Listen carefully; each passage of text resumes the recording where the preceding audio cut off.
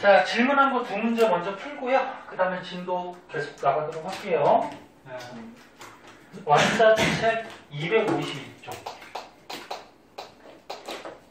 7번 한번 보자.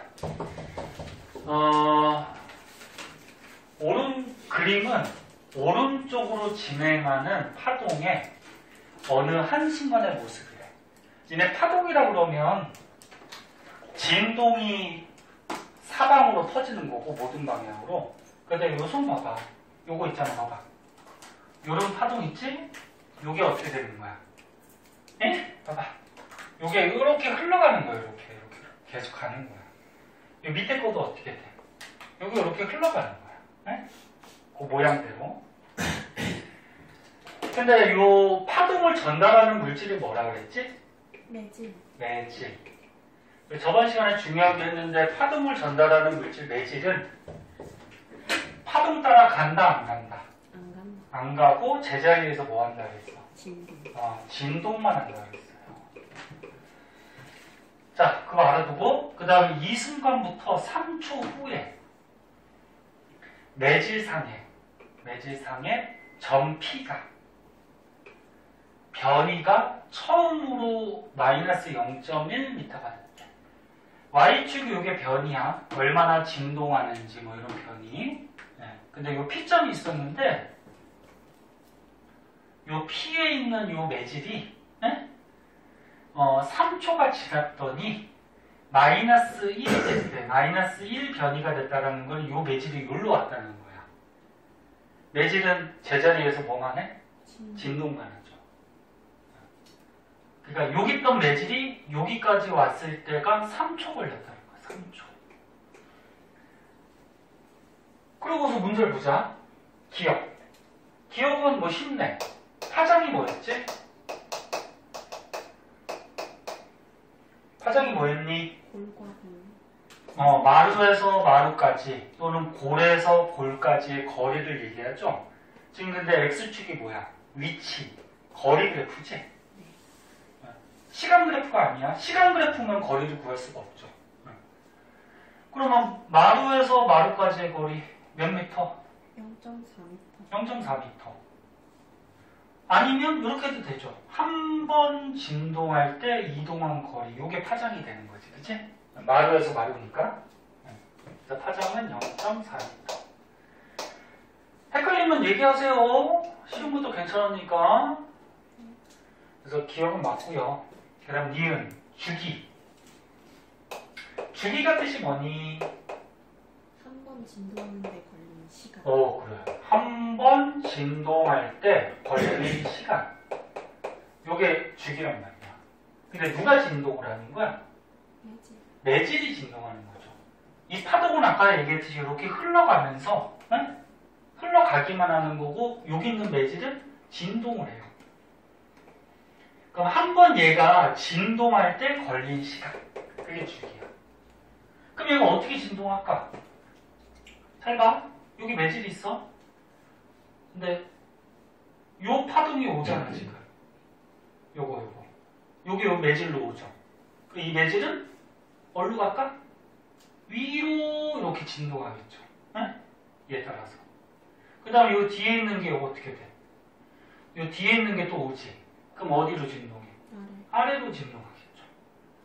그러면 그 뒤에 또 어떻게 돼? 이렇게 파동이 쫓아올 거란 말이야, 이렇게. 이게 계속 오는 거야, 이게. 그래서 요 매질은 요 앞에 게 오면은 요 앞에 있는 얘를 따라서 위로 진동하죠. 위로 이렇게 가. 그 다음에 요 뒤에 얘가 오면 어떻게 돼? 얘가 오면은 얘 따라서 매질이 아래로 진동하지. 그 다음에 누가 와? 뒤에서 요 아래 게 올 거 아니야. 요 아래 게, 그치? 아래 게 여기로 오면은 얘 파동을 따라서 어디로 진동해? 아래로 진동하겠죠. 됐나? 이미 됐어? 안 됐어? 다시 봐. 아니, 이걸 어떻게 쓰는 거야? 얘가 어떻게 돼? 요 파동이 여기로 가는 거야, 그치? 요거. 요가 이렇게 가는 거야, 그치? 파동은 이렇게 가. 근데 여기 매질이 있어. 여기 P가 있어. 그 요 파동이 이렇게 오지. 그 요 매질이 어떻게 돼? 요 파동을 따라서 이게 올라가는 거야, 이렇게. 네? 됐어? 그 다음 어떻게 돼? 요 매질 P가 주먹이. 요쪽이 오잖아요, 이렇게. 그 얘를 따라서 어떻게 돼? 이렇게 내려가는 거지. 이해됐나? 그 다음 어떻게 돼? 요게 오지, 요거. 이렇게 된 거. 예? 그럼 얘가 이렇게 오면은 요 매질은 어떻게 돼? 얘 따라서 이렇게 진동하는 거죠, 이렇게 가면서. 그래서 매질은 제자리에서 이렇게 진동만 할 뿐이고, 요 파동은 이렇게 흘러가는 거야. 그러니까 요 P라는 매질이 얘 따라서 올라갔다가 내려가는 거지. 근데 혹시 그렇게 하면 안 돼요? 그 시간이 조금 지났을 때 그래프를 그려서 그렇게 해도 상관없어. 그 점이 그렇게 해도 상관없어. 그러니까 먼저 요걸로 해보자 그럴까? 이해됐어, 미니? 네. 얘 매질은 여기서 진동하는 건데 요 파동이 오니까 얘 따라서 올라갔다가 내려갔다가 또 내려가는 거야. 또 뒤에 거까지 오면 다시 올라가겠지. 이 매질이. 네. 제자리에서. 근데 지금 문제가 뭐라 그랬어? 3초 후에 요 매질이 여기까지 가야 돼. 그 요 있던 매질이 여기까지 가려면 올라갔다가 내려왔다가 이렇게 내려오는 거죠. 요게 3초 걸린다는 거야. 됐죠? 그럼 주기가 뜻이 뭐야? 한 번 진동할 때 뭐? 걸린 시간. 그럼 한 번 진동이 어떤 건데? 위로 갔다가 아래로 갔다가 다시 원위치까지 올 때가 한 번 진동이지. 그럼 1초, 2초, 3초 갔으니까 4초 되면은 한 번 진동하겠다. 됐죠? 그래서 주기는 몇 초? 4초가 되겠죠. 4초. 에이. 4초. 수민이가 얘기했던 방식으로 한번 해볼까? 그렇게 해도 돼요. 응? 수민이 그려서 한 거지? 네. 네, 그렇게 해도 돼. 그러니까 수민이가 한 거는 무슨 말이냐면은, 그러니까 얘 주기는 일단 4초야 하니, 이거 지울게. 지우고 다시 한번 볼게요. 파동은 이대로 이렇게 흘러가는 거기 때문에,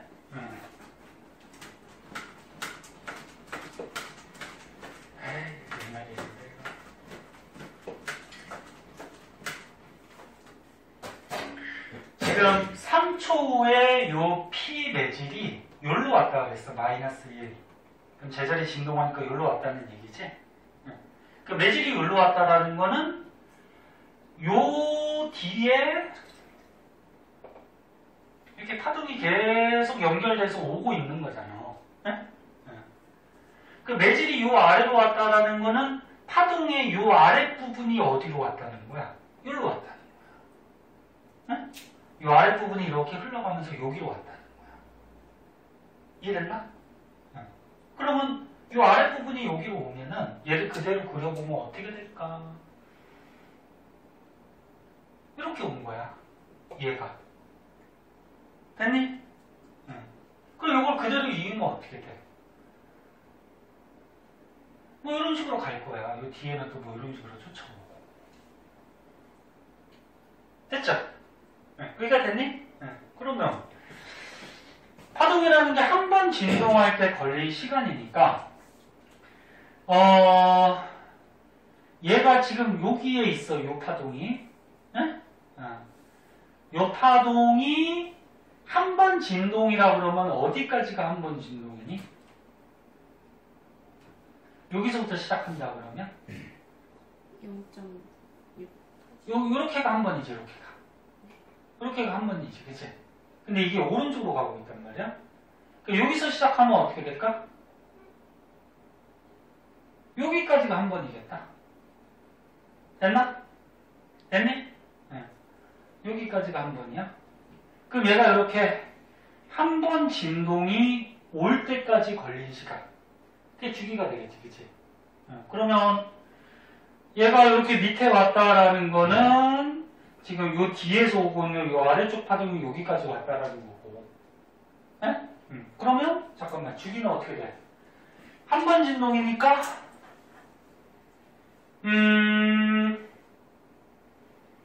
여기서부터 하면은 잠깐만 이게 더 어려울 것 같은데. 한 번 진동이니까 지금 여기 위에잖아. 위에 게 어디로 온 거야 지금? 이걸 그대로 그리면 여기로 온 거죠. 어? 그러니까 요 점이 여기로 간 거지. 요게 여기로 왔으니까. 지금 하지만 원래 있던 요 빨간색 파동이 있어. 여기 P점이 있잖아, 그치? 예? 이 파동이 이렇게 흘러가는데 요 매질이 여기로 왔다는 거잖아, 3초 지나서. 그 요거는 뭐야? 요 뒤에서 오고 있던 얘가 여기로 온 거잖아, 여기로. 됐니? 그럼 원래 있던 얘는 어디까지 간 거야? 원래 있던 얘는. 요 그대로 이어보면 원래 있던 얘는 여기까지 간 거지, 여기까지. 됐니? 응. 그러면 주기라는 게 한 번 진동할 때 걸린 시간이니까 얘가 여기 있던 게 여기까지 갔어? 여기까지 갔으면 지금 요만큼 진동을 하면서 갔다라는 거죠.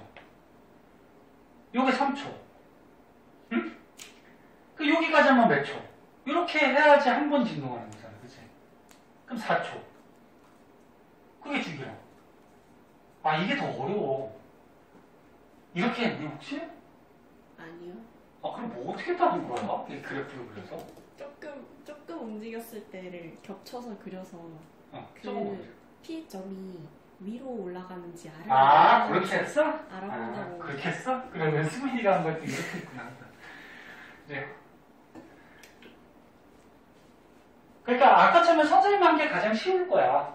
이거 그려줄게. 수민이가 한 거. 선생님 한 거는 뭐였어? 요 매질이 여기까지 왔잖아. 그치? 네. 근데 얘를 따라서 매질이 올라갔다가 내려왔다가 다시 내려오는 거. 그치? 그 올라갔다가 내려왔다가 내려오는 거. 이게 3초 걸렸다는 거죠. 그럼 주기는 한 번 진동할 때 걸린 시간이니까 요게 3초니까 4초가 되겠지. 그치? 요건 됐지? 그건 됐지. 그럼 수민이가 한 거는 그 얘기였구나, 수민이가.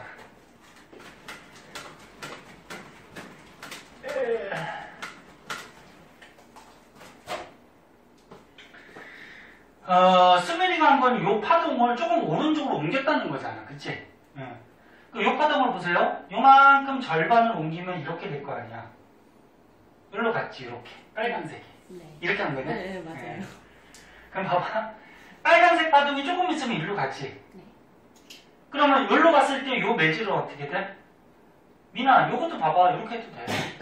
요 빨간색이 오른쪽으로 갔어. 그럼 요 매질은 다음 순간에 요 위로 가겠죠, 이렇게. 그치? 네. 위로 가고. 그 다음 순간은 어떻게 될까? 얘가 또 오른쪽으로 가면은 아래로 갈 거 아니야. 그치? 그 다음 순간은 요 뒤에 따라오던 게 여기로 오니까 또 밑으로 갈 거고. 그래서 여기까지 온 게 3초. 그럼 아까 그 선생님 처음에 했던 거랑 똑같은 얘기 아니야? 근데 말로만 하니까 조금 어려운 것 같아서. 그래요. 그게 자기가 편한 걸로 하면 되는데. 그 무슨 말인지 알아듣겠니? 미리 됐어? 네. 응. 그래서 주기는 4초예요. 4초. 그래서 얘는 틀렸고요. 네. 아니 이것 때문에 되게 오래 갔네. 그 다음에 파동의 속력 구하래. 자, 속력 어떻게 구하니? 저번 시간에 구하는 식 가르쳐줬죠. 파동의 속력은 뭐야? 주기분의 뭐? 파장. 파장. 또는 파장을 앞으로 빼버리면 진동수. 주기분의 1이 많기 때문에 파장 곱하기 뭘로도 바꿀 수 있다? 진동수. 이거 저번 시간에 했었죠. 뭐 문자로 써도 되는데 문자. 그러면 이제 주기가 뭐야? 아까 4초 나왔지. 4초 동안에 아까 파장도 나왔네. 얼마? 0.4니까 파동의 속력 얼마? 0.1. 단위는 미터 퍼 세크. 왜? 지금 파장 거리 단위 미터 썼고요. 그 다음에 주기 단위 초 쓴 거지. 그치? 미터 퍼 세크. 그래서 만약에 문제 중에 이렇게 주기하고 파장이 나와 있으면 요거 이용하면 되고, 만약에 파장하고 진동수를 알고 있으면 이거 쓰면 되는 거지. 0.1이니까 맞네요. 그래서 답은 3번. 근데요. 그 P점이 응. 위로 갔다 아래로 갔다가 아래로 가서 뭐 3초다. 그것까지는 알겠는데 응. 왜 주기가 4초죠? 주기가 뜻이 뭐라 그랬어? 너가 얘기했잖아. 한 번 진동할 때 뭐야? 걸린 시간. 그럼 누가 진동하는 거야? 매주. 매질이. 매질이 한 번 진동할 때 걸린 시간. 그러니까 한 번 진동이 어딘데? 이렇게가 한 번이니? 아니죠. 위로 갔다가 아래로 갔다가 이게 한 번이지. 네. 그리고 위로 갔다가 아래로 갔다가 아래로 갔다가 여기까지 왔을 때 3초가 걸렸대. 그럼 1초, 2초, 3초 걸렸다는 거잖아. 그럼 다시 올라가는 게 한 번이지. 그래서 4초. 4초. 그치? 예. 됐죠? 아니 이거 의외로 간단한 문제인데 그 다음에 8번 물어봤으니까 8번도 한번 해볼게요. 자, 이 중에 뭐 쉬운 사람도 있고 조금 헷갈리는 사람도 있을 텐데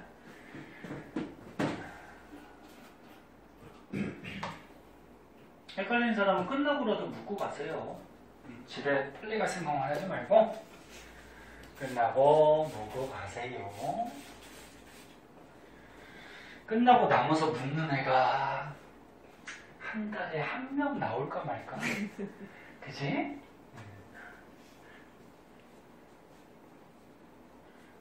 자, 밑에 8번이에요. 자, 문제 보자. 자, 그림가는 두 줄 A, B를 진동시켰을 때 줄에 따라 진동하는 파동의 한순간의 모습을 나타내는 것이다. 자, 이 문제는 뭐야, 지금? 줄이 두 개래. 이렇게 빨간 줄, 파란 줄, A, B. 두 줄이 지금 진동하고 있는 거야. 근데 지금 그래프가 X축이 뭐니? 위치, 거리 그래프야, 거리 그래프. 그 다음에 나는 두 줄 A, B의 어느 한 점의 변이를 시간에 따라 나타내는 거야. 이건 시간 그래프야. 그래서 너네 파동이 거리 그래프가 있고 시간 그래프가 있다 그랬어. 이거 지금 똑같은 파동 아니야? 그치? 똑같은 파동. 그러고서 문제를 보니까 뭘 구하래요, 지금?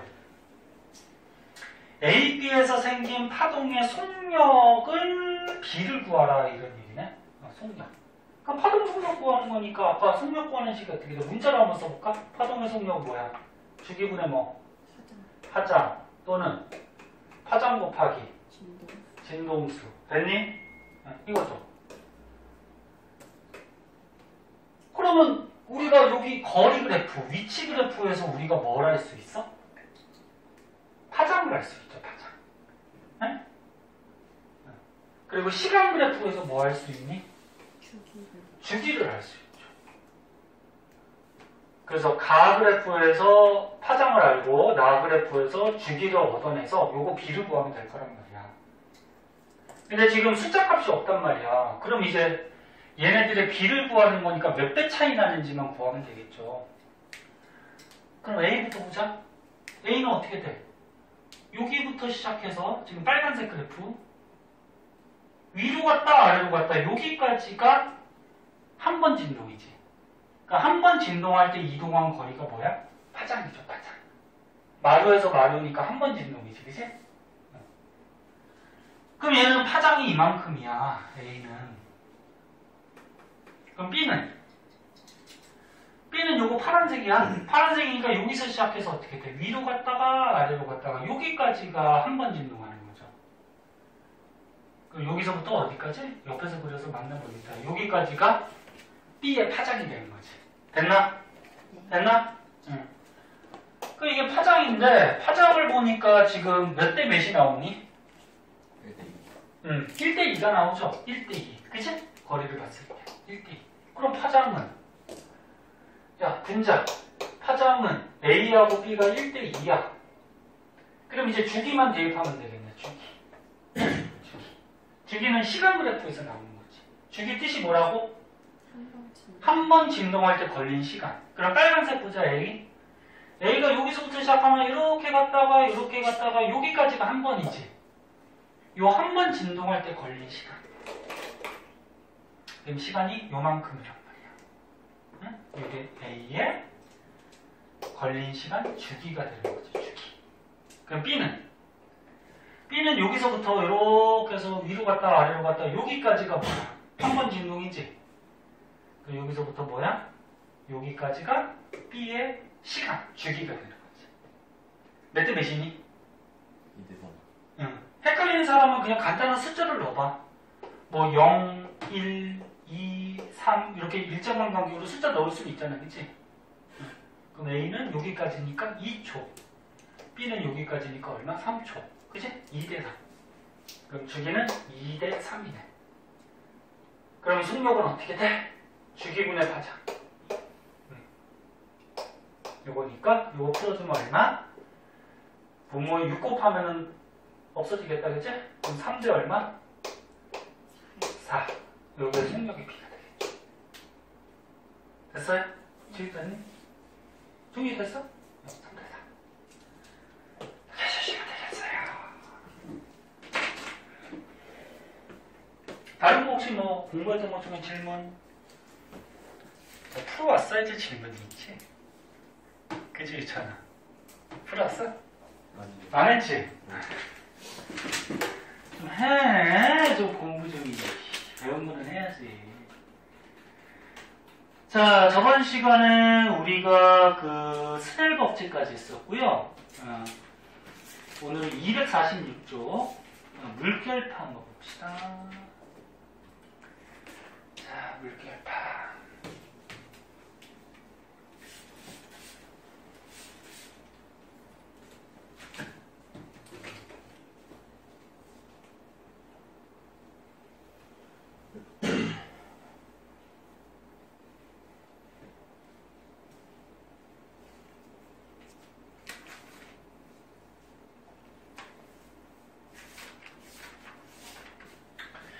자, 요거 말할 동안 저번 시간에 배운 스넬 법칙은 뭐였어?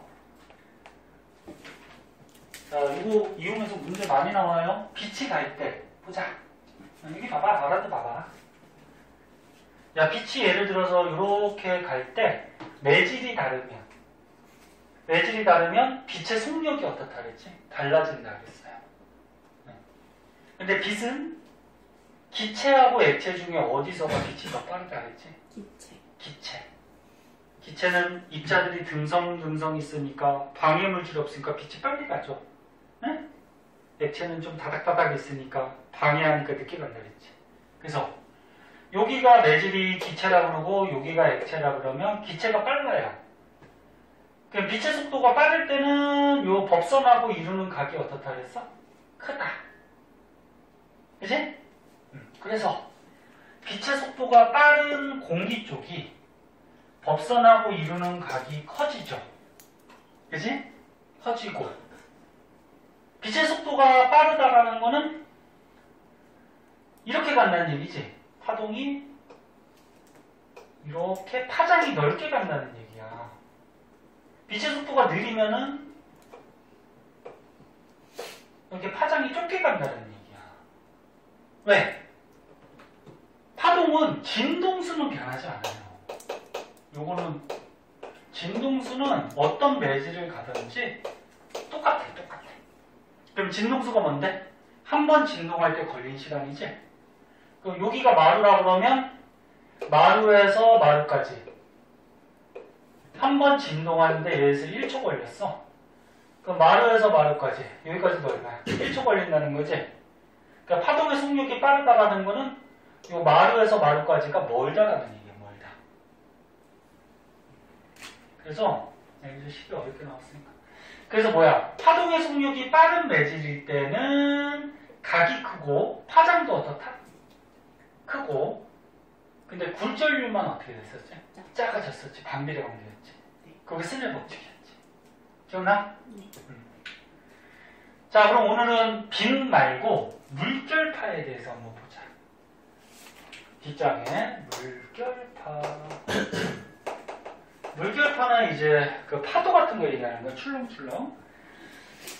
요거 저번 시간에 간단한 거는 얘기해줬는데 물결파는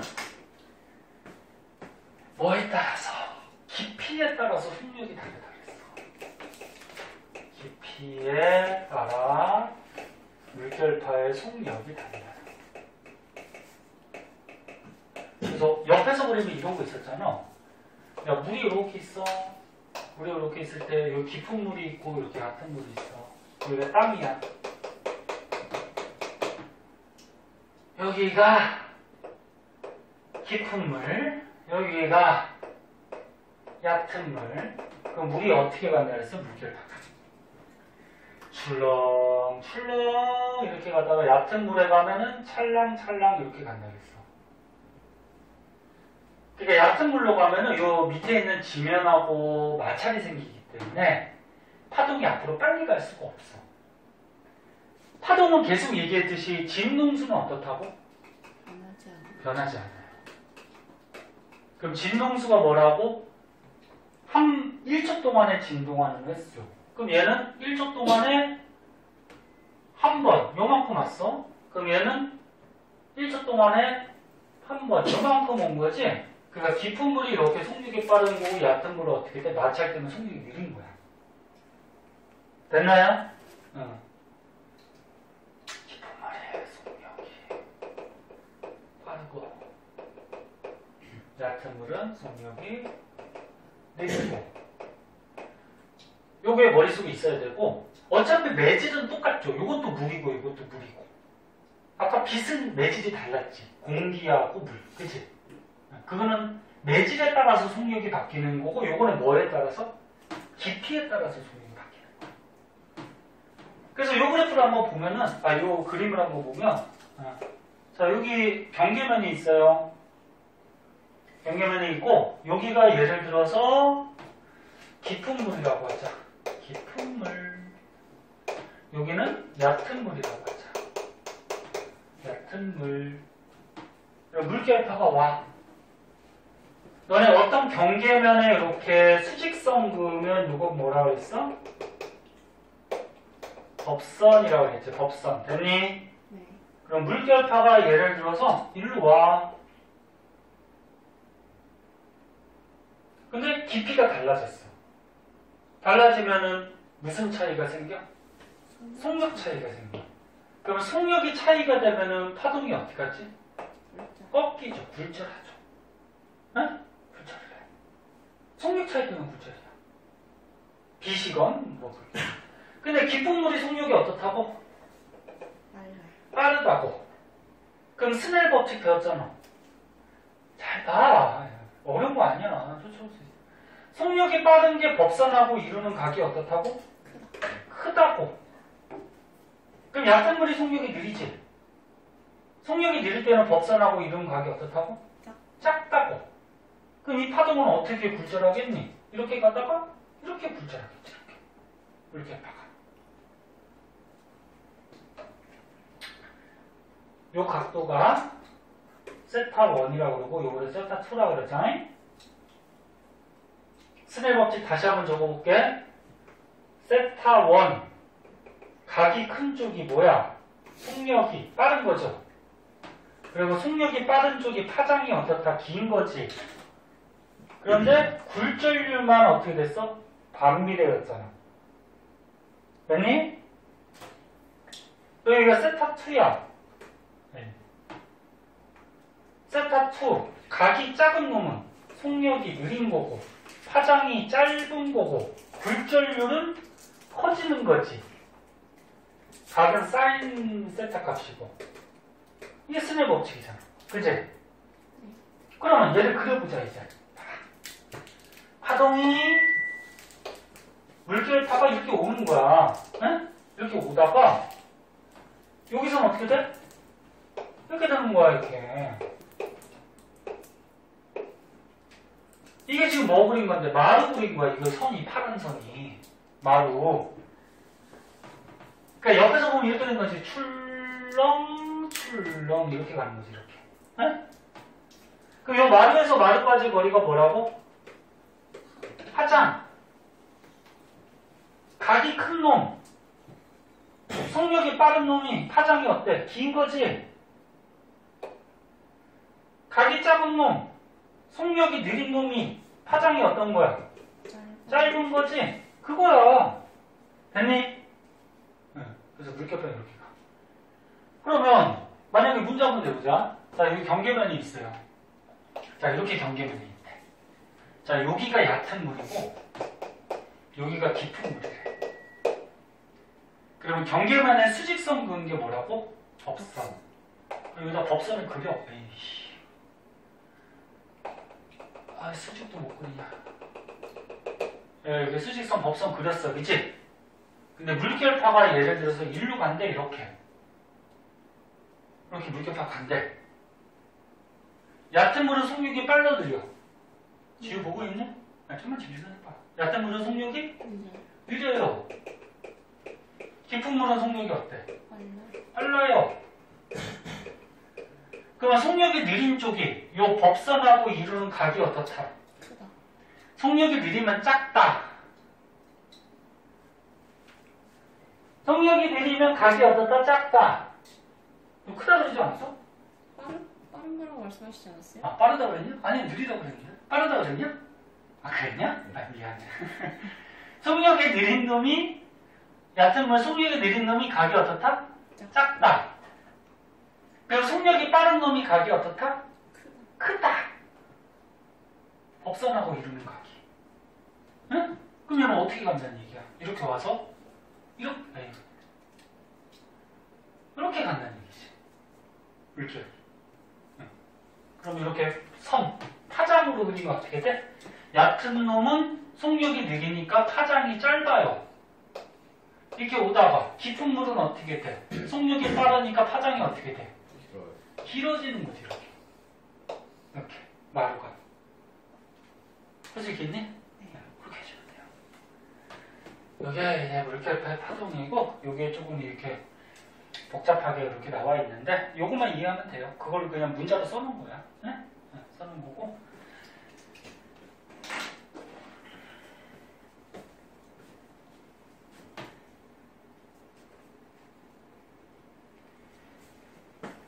그 밑에는 뭐 실험이 하나 나오는데 물결파 굴절 실험? 요거 한번 볼까? 자, 요거 이제 이해했으면 이거 나오죠. 봐봐. 지금 뭐냐면 여기 물이 있는데 위에서 쳐다본 거야. 근데 여기다가 지금 유리판을 한 장 얹어놨대.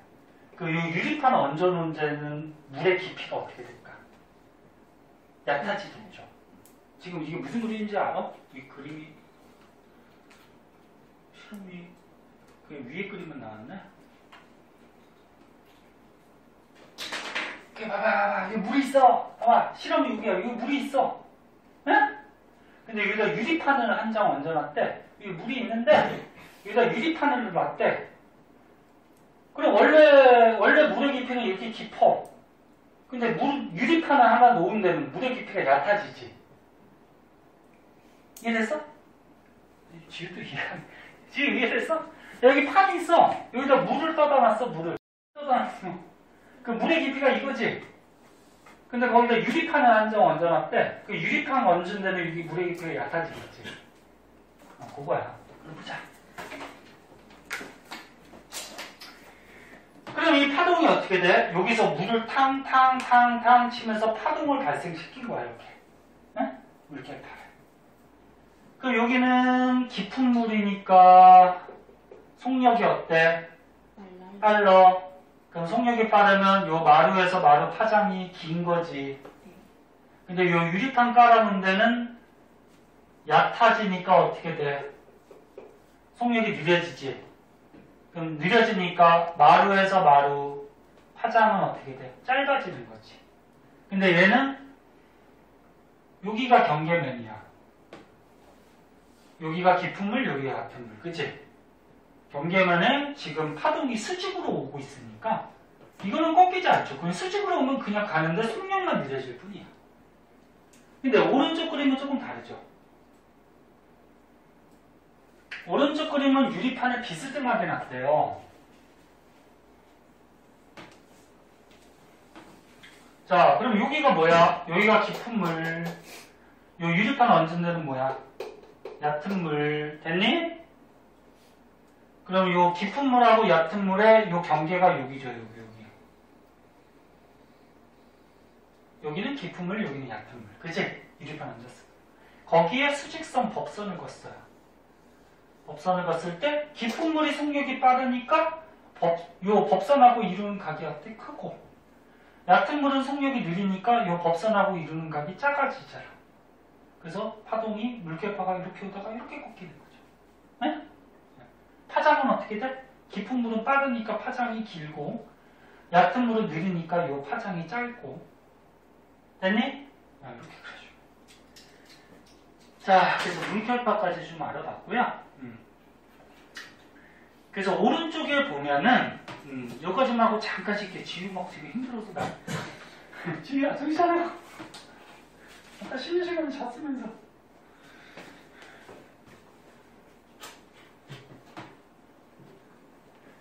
자, 오른쪽에 보면은 지금 배운 파동의 굴절 현상을 이용한 일상생활의 예들이 나와요.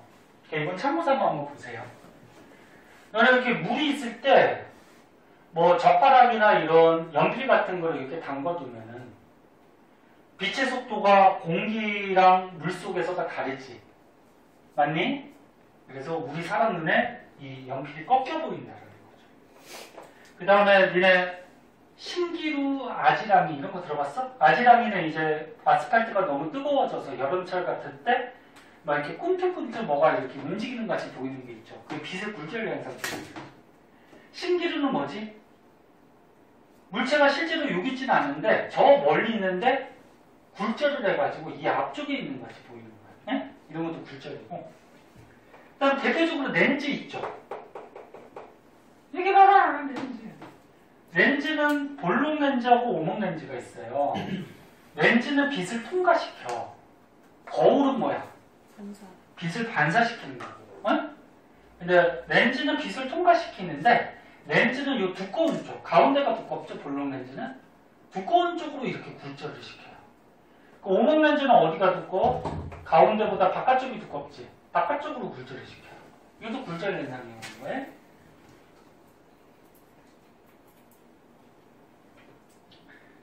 낮보다 밤의 소리가 멀리까지 퍼진다. 아, 요거 한번 볼까? 이거 왜 그런지 아니?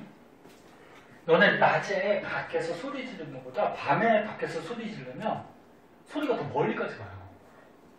그래서 밤에 소리 지르면 안 돼요. 소리가 더 잘 들려. 어? 그래서 술 먹고 니는 보면 아파트에서 아저씨들 막 소리 지르고 그러는 아저씨들 있잖아. 밖에 가서 한 대 때려주고 싶지, 그지? 너네 아파트에는 없니? 우리 아파트에 있는데. 많아요? 많지, 그지? 밤에 막 새벽에 막 술 먹고 갖고 소리치고 밖에서 그냥 노래 부르고. 너네 나중에 술 먹으면 그러지 마요. 응? 자.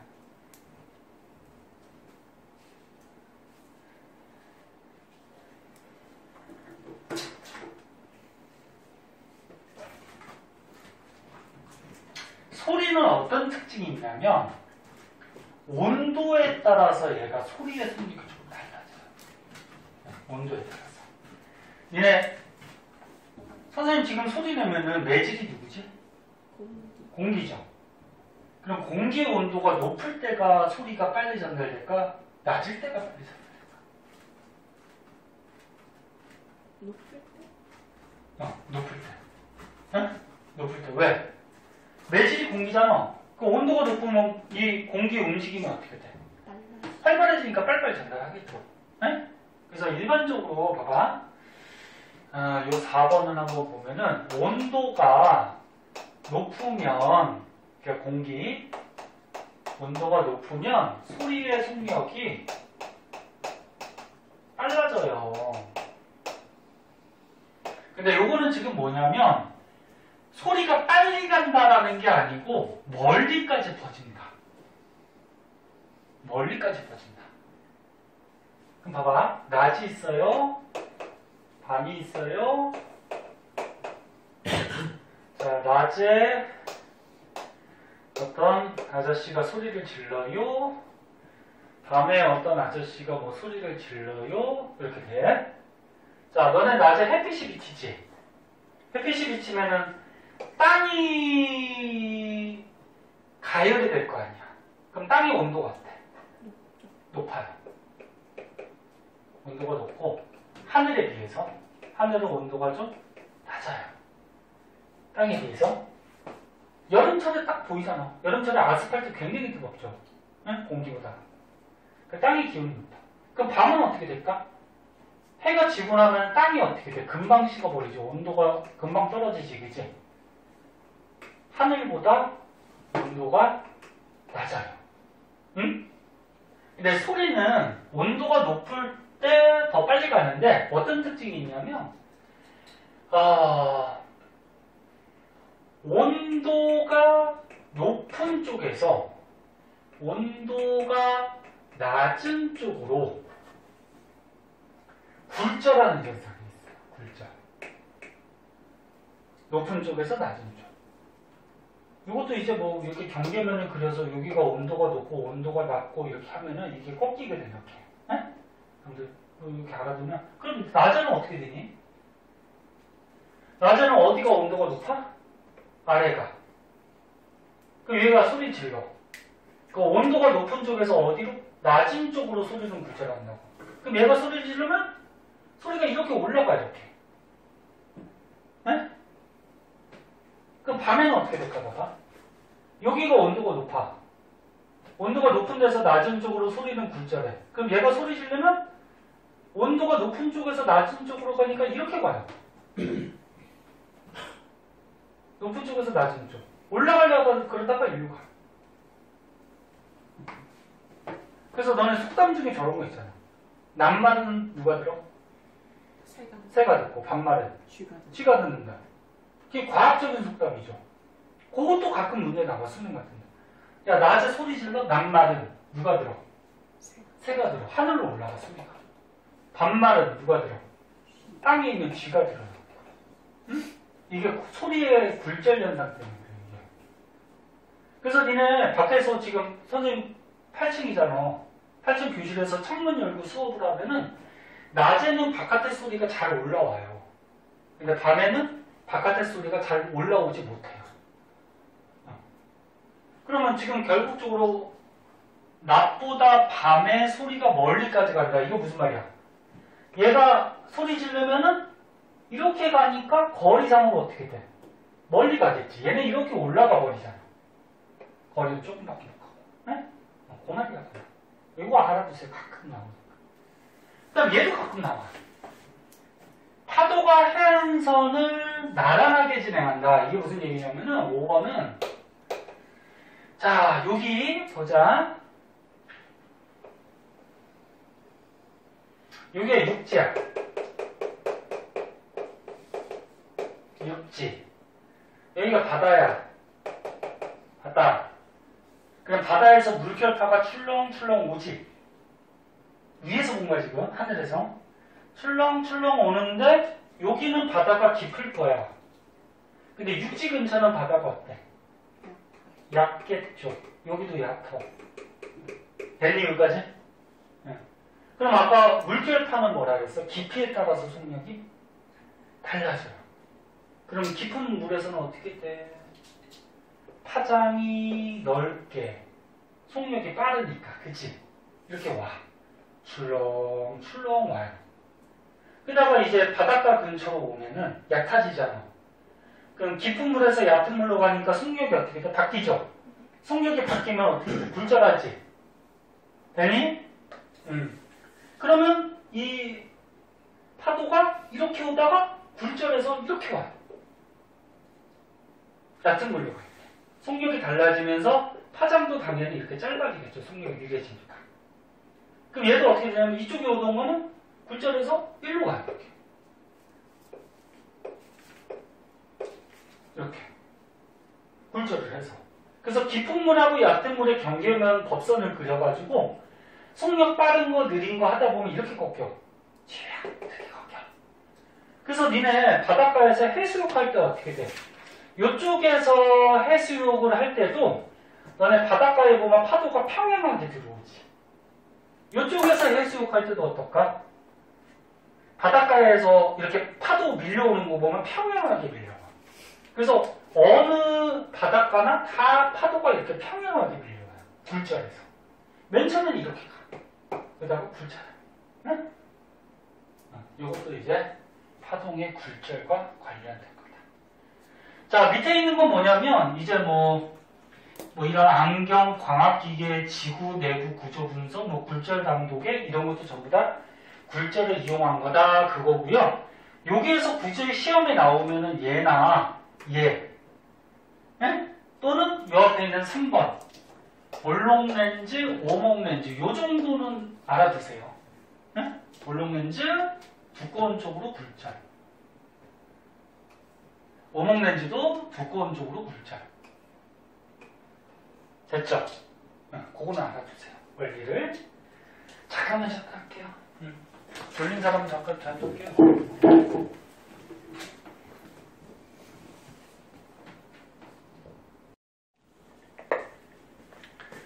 자, 256쪽에 전반사 한번 볼게요. 전반사. 잠깐 쉬었으니까 이제 또 기운내고 하자. 선생님 원래 마지막 수업은 막 소리를 지르는 경향이 있어요. 왜 그러냐면 이제 요 수업 끝나면 이제 수업이 없잖아. 그 선생님 에너지를 막 다 쏟아붓거든. 그 전에는 다음 수업들이 있으니까 말을 조금 나긋나긋하게 하거든. 왜냐면 앞에서 질러버리면 어떻게 돼? 뒤에 수업을 못 쉴 거 아니야. 그래서 선생님 아까 처음에 할 때 너무 소리 지른 것 같아갖고 좀 나긋나긋하게 할게요. 보세요. 자, 전반사. 자, 전반사는 뭐냐면 빛이 갈 때 말 그대로 뭐야? 빛이 전체가 반사된다 그러니까 전체가 반사. 그럼 먼저 결론부터 적어줄게. 이거 되게 중요한데 여기 책에 있어요. 전체 빛이 반사가 될 수 있는 전반사가 되는 조건이 있어요. 요 두 가지 조건 중에 하나라도 성립하지 않으면 전반사가 안 일어나요. 그 두 가지 조건이 다 성립을 해야 돼. 첫 번째, 속력이 느린 매질에서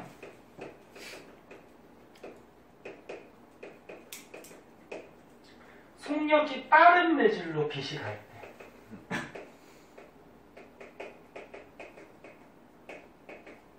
요때 전반사가 일어나는데 요 조건만 있다고 전반사가 되는 건 아니야. 그다음 두 번째 조건은 뭐냐면 입사각이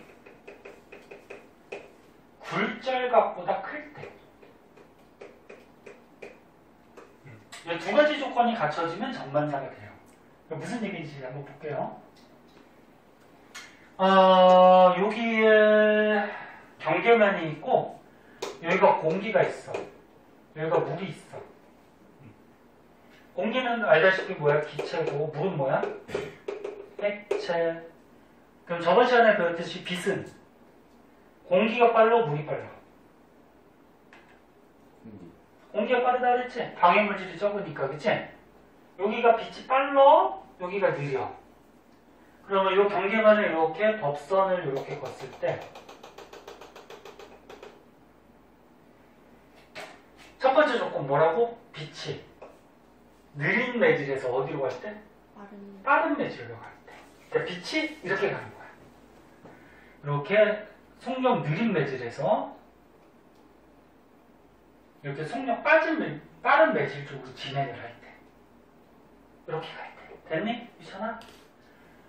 그 다음에 두 번째 조건은 뭐야? 입사각. 입사각이 뭐야?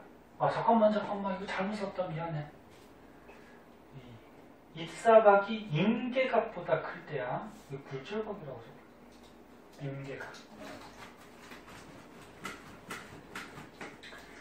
그럼 입사각이 뭔데? 빛이 이렇게 들어갈 때 이 들어가는 빛을 무슨 광선? 입사광선. 응? 이렇게 들어가는 빛이 입사광선. 그때 이 입사광선하고 법선하고 이루는 각 이게 뭐? 입사각. 됐니? 응. 근데 요 각이 임계각보다 크면은 전반사가 일어나는데 그럼 임계각이 뭐냐? 임계각의 뜻은 빛이 굴절돼서 나가는 굴절되어 나가는 빛이 하나도 없을 때 각도를 인계각이라고 해. 저 무슨 얘기냐면 이런 거야. 빛이 가요. 이걸 한번 보자. 자, 여기가 공기고 여기가 물이야. 여기 법선이 있어. 그러면 빛을 만약에 이렇게 쏴줬어. 그러면 물은 공기가 빛이 느리니까 각이 작고 공기는 빛이 빠르니까 각이 어때? 크지? 그럼 이렇게 갈 거야, 빛이. 됐니? 이렇게 갈 거야. 그럼 요 입사각을 자꾸 키워보자.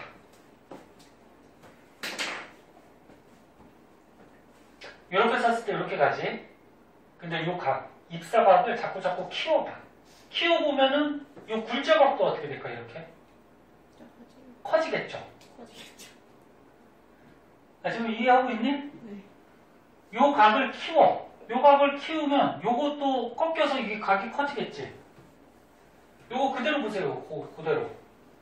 요 각을 키워. 이렇게 돌리면 이거 커지겠지?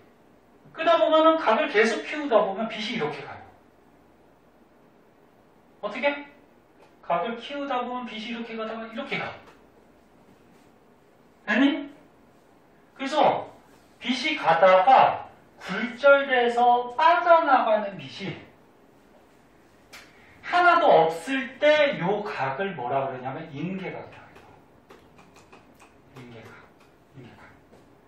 그러면 여기 이렇게 가잖아? 그 요 각을, 입사각을 인계각보다 더 크게 만들면 이렇게 되겠다. 됐니? 그 빛이 어떻게 돼? 이렇게 갔다가 그냥 반사를 해버리지. 빠져나가는 거 있어, 없어? 없지? 이거 전체가 반사되는 거, 이걸 전반대라고 해. 손 다시 안 해줘도 돼? 무슨 말인지 알겠니? 응. 그래서 다시 한번 얘기하면 속력이 느린 매질에서 속력이 빠른 매질로 빛이 가야 되고 요 입사각이 빛이 하나도 빠져나가지 못하는 요거 무슨 각? 인계각보다 커야 돼. 크면은 이렇게 해서 여기 들어온 빛이 100% 반사가 돼요. 나가는 게 하나도 없어. 됐어? 네. 요게 이제 정반사가 돼요. 정반사. 그럼 만약에 속력이 빠른 매질에서 느린 매질로 갈 때는 정반사가 일어날 수 있는지 한번 보자. 자, 그러면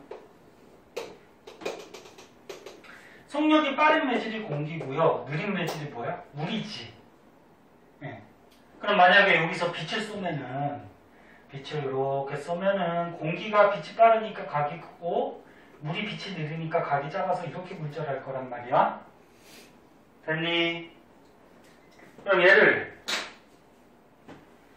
이렇게 굴절하는데 이 입사각을 자꾸 키워보자. 얘를 자꾸 키워보면 굴절각도 자꾸 커지겠지. 이렇게 돌아가겠지. 이렇게. 됐니? 그래서 보고 있어? 그 입사각을 자꾸 안만 키워봤자 이쪽 어떻게 돼? 물속으로 빛이 들어가지. 여기서 전부 다 반사할 수 있는 각은 나오지 않아요. 이해됐나? 네, 그래서 빠른 쪽에서 느린 쪽으로 가면은 전반사가 일어날 수가 없어. 어떻게? 느린 쪽에서 빠른 쪽으로 가야 돼. 그래야지 전반사가 일어나요. 그리고 다시 한번 얘기하면 빛이 하나도 빠져나가지 못할 때의 각이 인계각인데 요거보다 입사각이 어때야 돼? 커야지 이게 전반사를 한다.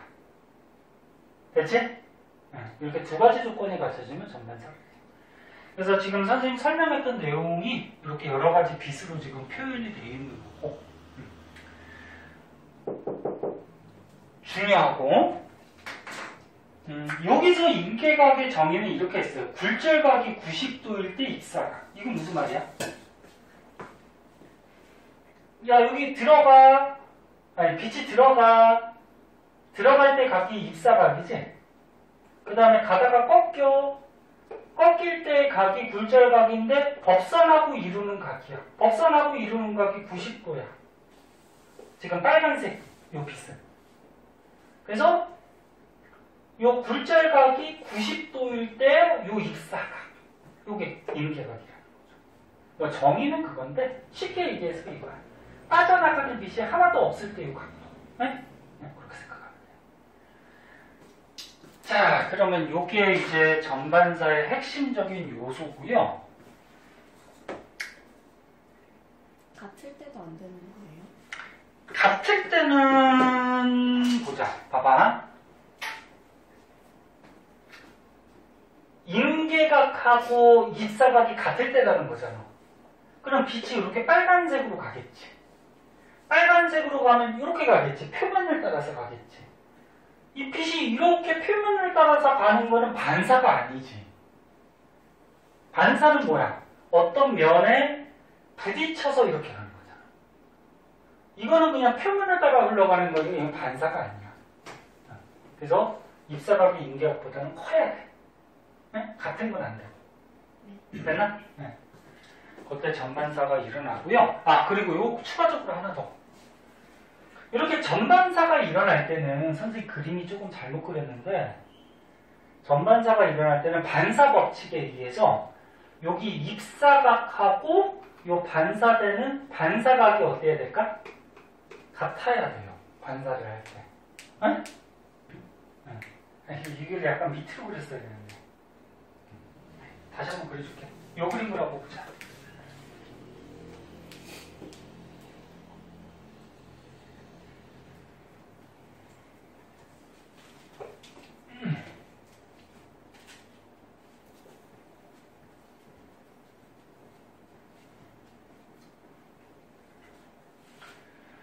자, 요 그림을 한번 볼게. 여기 속력이 느린 매질, 속력이 빠른 매질, 그지? 그럼 느린 매질에서 빠른 매질로 빛을 쏴야지 전반사가 일어나. 그치? 근데 빛을 그냥 이렇게 쏘면 그냥 나가겠지. 그럼 얘는 이렇게 쏘면 굴절해서 가요. 물론 반사되는 것도 있는데 베개에 빛이 갔을 때 굴절해서 나가는 게 뭐 50, 반사되는 게 50, 뭐 이렇게 될 거야. 그러면 전체 100%가 반사되는 건 아니죠.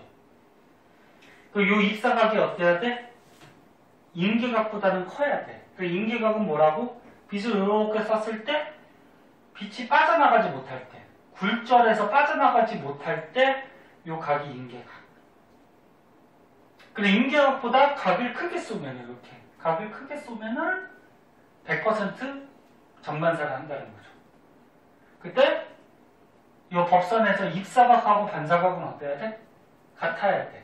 반사 법칙에 의해서. 그거예요.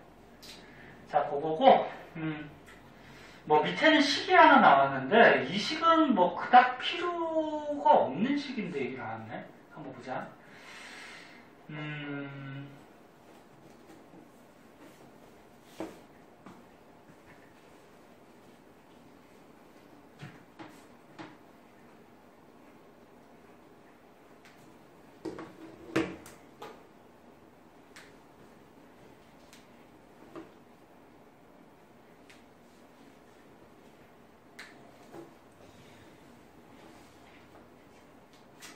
자, 지금 그림을 보면은 유리에서 공기로 빛이 빠져나가는데 유리는 고체야.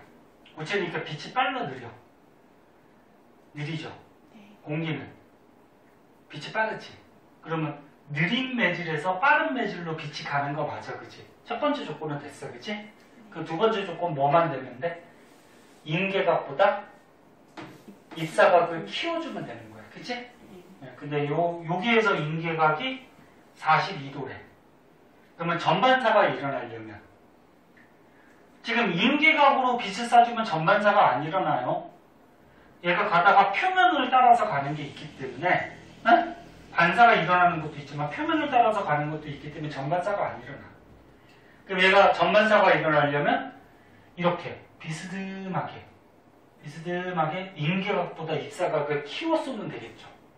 그러면 이렇게 해서 전반사가 되겠지, 그치? 전체가 다. 그때 지금 여기 각도하고 n이 뭐지? 굴절률이에요. 굴절률. 요거의 관계식을 지금 써놓은 건데 우리가 앞에서 배운 스넬 법칙 그냥 이용한 거야. 스넬 법칙 다시 한 번만 적어보자. 스넬 법칙이 어떻게 됐어?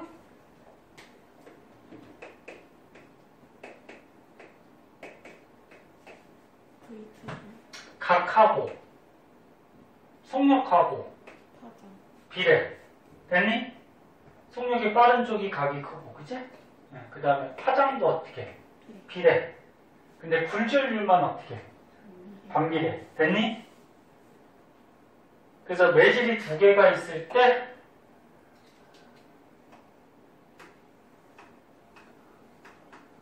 얘도 비례. 굴절률만 뭐? 반비례. 그래서 매질 두 개가 있을 때 요것분의 요거 하면은 값이 항상 어떤 값이 나온다? 일정한 값이 나옵니다. 이게 스넬 법칙. 근데 각은 여기 사인 각이죠. 사인 각. 그럼 봐봐. IC. 이 IC가 뭐냐면 이거 인계각이에요. 인계각. 인계각. 예? 그럼 여기 인계각이 어디에 있어? 유리 쪽이야. 유리 쪽. 응? 유리 쪽. 근데 요 n이 뭐야? 굴절률. 그러면 각하고 굴절률은 무슨 관계? 반비례 관계. 역수 관계. 됐니? 그럼 여기 유리 쪽에 쌓인 인계각 각도하고 유리 쪽에 굴절률하고는 무슨 관계? 반비례 관계. 됐니? 그럼 요거 90도는 어디를 얘기하냐면 요 공기를 얘기하는 거야. 공기.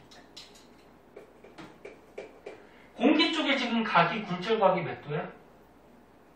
요게 인계각일 때 역시 90도. 90도가 굴절각이지. 그치?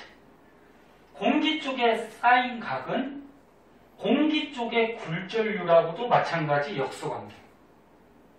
근데 공기에서 굴절률이 약 1이에요. 응? 공기에서 굴절률이. 그래서 여기 1이 공기에서 굴절률을 얘기합니다. 그럼 요 식으로부터 요런 식을 하나 얻어냈다는 거야.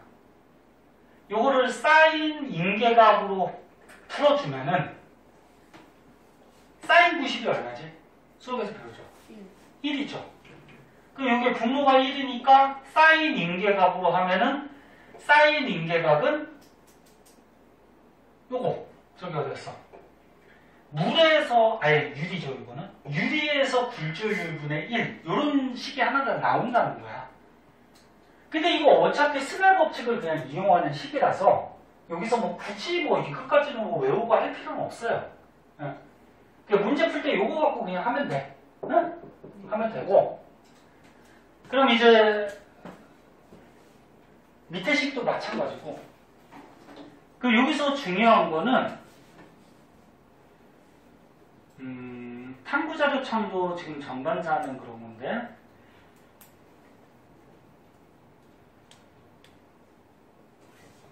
이것도 한번 볼까? 이거 한번 보자. 자, 네, 지겨워도 좀만 보세요.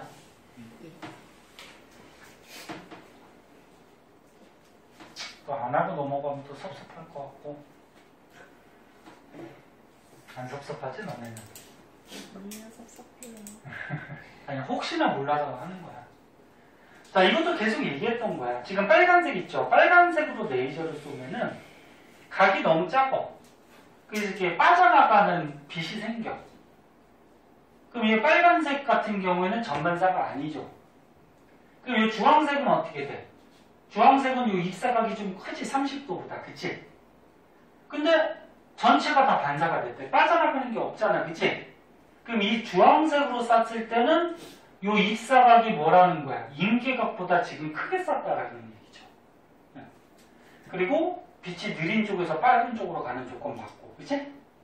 그럼 오른쪽은 뭐야? 오른쪽은 공기에서 물로 가. 그럼 빛이 빠른 쪽에서 느린 쪽으로 간 거야. 그럼 빠른 쪽에서 느린 쪽으로 갈 때는 절대 전반사가 일어난다, 안 일어난다? 첫 번째 조건이 안 맞잖아. 그치? 각을 안만 키워도 안 일어난다. 그걸 다시 한번 설명한 거고. 그래서 우리 생활에 이런 전반사를 이용하는 것들이 좀 있어요. 대표적으로 이런 쌍안경 또는 잔망경, 그 다음에 뭐 광섬유를 이용한 장식품, 뭐 내시경, 다이아몬드, 광케이블 이런 게 있는데 이런 예들은 그냥 심심할 때 한번 읽어봐. 네? 물리에서 그렇게 중요한 게 아니기 때문에 중요하지 않다기보다 문제 잘 나오지 않기 때문에 얘는. 그럼 뒷장을 보세요. 광통신이라고 나오거든. 얘는 이제 알아야 돼. 자, 마지막 요거하고 집에 가자. 광통신. 광통신은 광이 뭐야? 빛광자죠. 빛에다가 정보를 담아서 보내는 통신 방법이야. 그 광통신을 이용하는 장치가 광케이블이에요. 광케이블. 그래서 너는 인터넷도 어떻게 돼? 집에 보면은 광통신 막 이런 거 많이 선전하잖아. 광통신 케이블, 광케이블로 인터넷을 깔면은 인터넷 속도가 엄청나게 빠르다 뭐 이런 선전들이 들어봤을 거야. 못 들어봤으면 말고. 들어봤을 거야. 광통신 광케이블로 정보를 보내면 빛에다가 정보를 담아서 보내는 거기 때문에 빛의 속도로 정보가 가요. 빛의 속도가 어때? 엄청 빠르지? 그럼 정보가 엄청 빨리 가는 거야.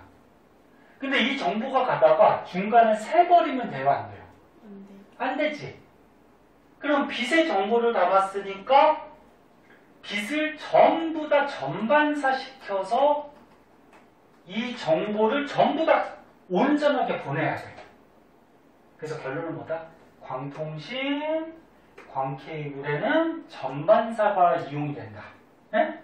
전반사가 이용이 된다. 그래서 광케이블의 장치가 이렇게 돼 있어. 겉에 피복이 있고요. 안에 이렇게 코팅이 돼 있고, 중요한 건 이거야. 코어하고 클레디. 이 구조가 좀 복잡하지? 근데 바깥에 건 뭐 몰라도 되고 안에 코어하고 클레딩은 알아두세요. 이렇게 좀 확대해서 그리면 이렇게 되는 거야. 안에 코어가 있어요. 이렇게 해서 그리고 코어라는 물질이 있어. 그 다음에 겉에 누가 둘러싸여 있어? 코팅. 아니, 코팅 전에 하나 더 있잖아. 클레디. 클레딩. 그지? 클레딩. 그리고 겉에는 뭐 코팅하고 피복이 있어. 그건 중요한 거 아니야. 에? 자, 그러면 빛의 정보를 담아서 이렇게 보내. 근데 이 빛이 바깥쪽으로 굴절해서 새 나가면 돼, 안 돼? 안 돼. 그럼 정보가 손실되는 거지, 그치? 그럼 어떻게 해? 전체를 반사시켜야 되죠. 전반사를 시켜야 돼, 정보를. 그럼 전반사를 시키는 조건 첫 번째가 뭐야? 속력이 느린 매질에서 속력이 어디로 가야 돼? 빠른 매질로 빛이 가야 되죠. 그래서 코어가 속력이 느린 매질이고 클레딩이 속력이 빠른 매질이에요. 그리고 너네 문제가 이렇게 나올 수도 있어. 속력이 느린 매질은 파장이 어떤 거지? 짧은 매질이죠. 이렇게 말을 바꿔서 나올 수도 있어. 속력이 느린 매질은 파장이 짧은 매질이야. 되니? 굴절률은 어떤 거지? 큰 매질이죠.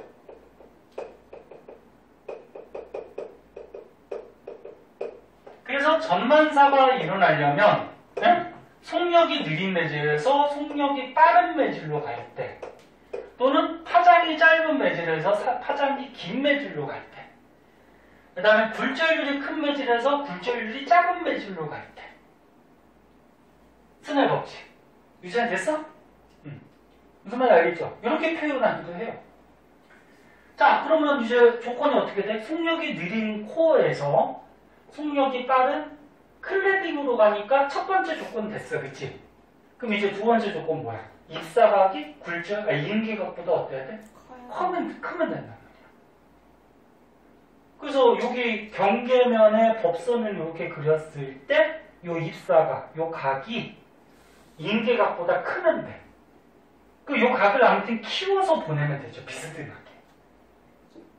만약에 빗을 이렇게 쏘면 돼요? 안 돼요? 야, 이 정보를 이렇게 쏘면 될까? 안 될까? 요 경계면이 있는데 요 각이 엄청 작아지지. 그래 인계각보다 작아질 수가 있어. 그럼 인계각보다 작아지면 빛 정보가 이렇게 반사하는 것도 있지만 어떻게 돼? 굴절해서 나가는 것도 있겠죠. 그럼 100% 정보가 전달이 안 되겠죠. 빠져나가 버리면 요것만큼은 정보가 손실이 되겠지.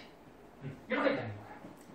그래서 여기도 어떻게 돼? 부딪혔을 때 요 경계면에 법선 그리면 요 입사각이 어떻게 돼? 인계각보다 커져야 돼. 전반사.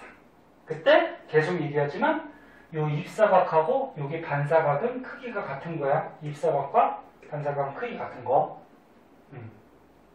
그러니까 광 케이블은 꺾어서 설치하면 잘 안 되겠죠. 이걸 꺾어 놓으면 이 각이 작아질 수도 있어. 쫙 펴서. 그리고 빛을 쏠 때 이렇게 비스듬하게. 그러면 정보가 손실이 안 되고 전반사로 정보가 다 갈 수 있다. 그거예요. 광손실 중요해요. 알아두시고.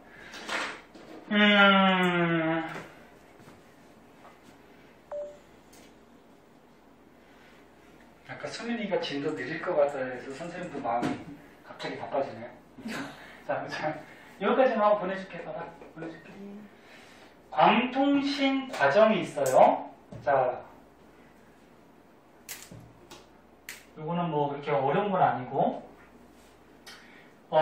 예를 들어서 어디 컴퓨터에서 정보를 인터넷선을 이용해서 집에까지 보내려고 그래. 인터넷으로. 응? 그럼 이제 컴퓨터로 이제 어떤 정보를 치지. 그럼 컴퓨터는 전기 신호로 인식하죠. 그 전기 신호가 빛으로 바뀌어요. 이렇게 전기 신호를 빛으로 바꾸는 장치가 있어. 그럼 전기 신호를 컴퓨터의 전기 신호를 빛으로 변환시켜서 어디? 광섬유, 광 케이블을 따라서 정보를 무슨 현상? 전반사로 보내는 거야. 그럼 보내면 이 빛을 컴퓨터는 인식하지 못하잖아. 그치? 그 빛을 다시 뭘로 바꿔야 돼? 전기신호로 바꿔야 되겠죠. 전기신호로 바꿔야지 컴퓨터가 인식하겠지. 그치? 그렇게 해서 컴퓨터가 다시 인식하게 만들어주는 거야. 근데 이 빛이 가다 보면은 사이에서 빛이 좀 약해지는 경향이 있을 수가 있어. 너무 멀면은. 그래서 중간중간에 광증폭기라 그래서 빛이 가는 거를, 빛이 온 거를 조금 더 증폭시켜주는 그런 장치도 있어요. 그래서 이거 뭐 너무 쉬워서 시험에 잘 안 나오고 그냥 이런 과정이 있다. 그래서 간단하게 줄여서 발신자가 어떤 정보를 송신기를 통해서 보내면 광섬유를 따라서 수신기에서 받아서 수신을 하면 되는 거고, 일단은 컴퓨터의 전기 신호를 빛으로 바꿔서 전반사를 통해서 보내고 다시 빛을 전기 신호로 바꿔서 컴퓨터에서 인식하면 되는 거야. 됐니? 이런 과정이라는 거죠. 자, 광통신의 장단점이 나오는데, 광통신은 간섭, 외부, 전자기파는 다음 시간에 할 건데, 외부 파동의 간섭을 받지 않아서 잡음과 혼선이 없고 도청이 어렵다. 야, 니네 만약에 도청하려고 옛날 방식같이, 잘 봐봐. 옛날 방식같이 여기를 선을 끊어서 다른 곳에 이렇게 이었어. 이으면, 야, 빛이 어떻게 될까? 이 이은 쪽으로 갈 수도 있지만 요 사이에 끊다 보면은 틈이 생기면 빛이 빠져나가겠지, 그치? 그 정보가 다 손실돼요. 응?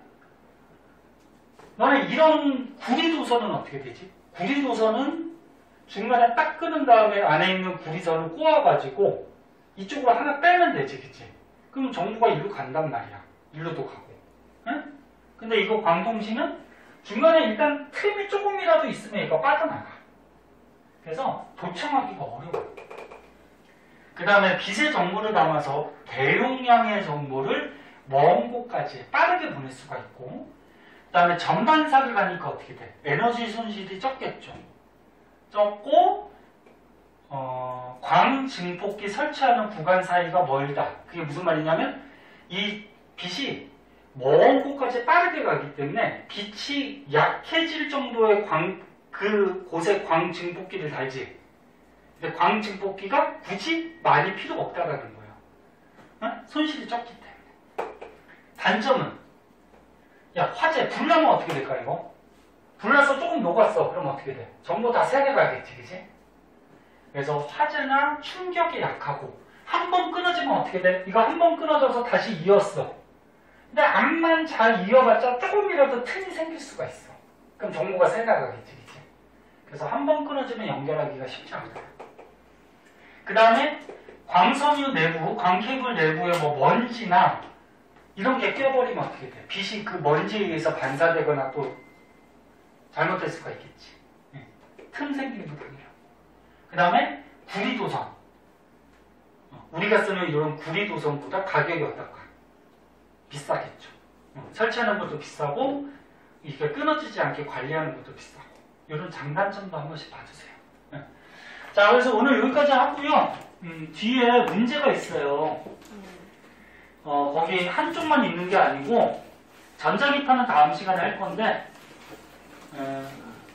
그 뒤에 얘들아 뒤에 전반사 나온 문제들 보면 알지? 미리미리 좀 풀어. 에휴, 빨리 가고 싶어가지고 고생들 하셨어요. 여기까지.